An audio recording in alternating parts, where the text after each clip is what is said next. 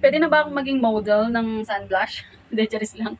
Baka mapanood to ni Miss Kat, tsaka ni, anong tawag doon yung pangalan niya? Si Sir Rai? Basta na nag-comment pa naman siya sa akin, guys. Kinilig ako doon, natuwa ako. Akalain mo yun, napansin tayo. Small affiliate lang tayo, pero napansin tayo nila. Grabe, kinilig ako. Pero aminin nyo, iba yung glow ko ngayon. Ito lang yung ginamit ko. Si sun blush lang talaga, be.